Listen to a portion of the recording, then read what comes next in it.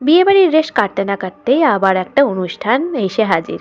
এবারের অনুষ্ঠান হচ্ছে রাম ঠাকুরের জন্ম শতবর্ষে উপলক্ষে একটা কীর্তন, নাম সংকীর্তন হবে। তো সেটারই এখন ডেকোরেশন চলছে আপাতত। কালকে থেকে সব অনুষ্ঠান শুরু হবে। কালকে সত্যনারায়ণ পুজো দিয়ে শুরু হবে অনুষ্ঠানটা। তো এখানে এখনো সাজানো চলছে। এটা হচ্ছে ঠাকুর ঘর, যেখানে ঠাকুরগুলোকে সব রাখা হবে।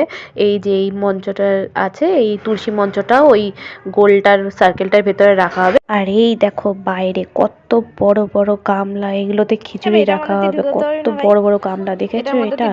মানে এক ইয়ে সমান আমার ভাইয়ের সাইজের তো হবে, আমার ভাই তো ঢুকে পড়বে ওটার ভেতরে। আর এইদিকে আসো, এইদিকে এগুলো কি? এগুলো তো ভোগের মালসা। এই দেখো কতগুলো ভোগের মালসা, প্রায় 1000 খানেক তো হবেই এখানে ভোগের মালসা এতগুলো।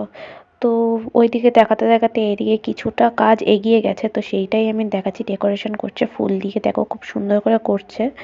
এদিকেও করছে ডেকোরেশন, ওদিকেও করছে। আর এই দিকটা হবে হচ্ছে খিচুড়ি খাওয়ানোর জায়গা। এখানে প্রত্যেকটা লোক বসে খিচুড়ি খেতে পারবে। এবার চলো ওই দিকটা নিয়ে যাই। এদিকে হচ্ছে রান্নার জায়গা, যেখানে খিচুড়ি টিচুড়ি সব রান্না হবে। আর এই দেখো কত বড় কড়াই, আমার ভাইয়ের সাইজের থেকেও বড় দেখো কড়াই। ওর মতো আরো দুজন মানুষ বসে যেতে পারবে, আরো বেশি হবে। আর এইদিকে হচ্ছে ভোগের মালসা করার জায়গা করেছে। আর এই আলু টালু সব হচ্ছে খিচুড়ির জন্য। তো তারপরে আমি দুপুরবেলা ওদের বাড়িতে খেতে চলে এসেছিলাম। ফার্স্টে ছিল সাদা ভাত, বেগুন ভাজা আর বেতর শাক।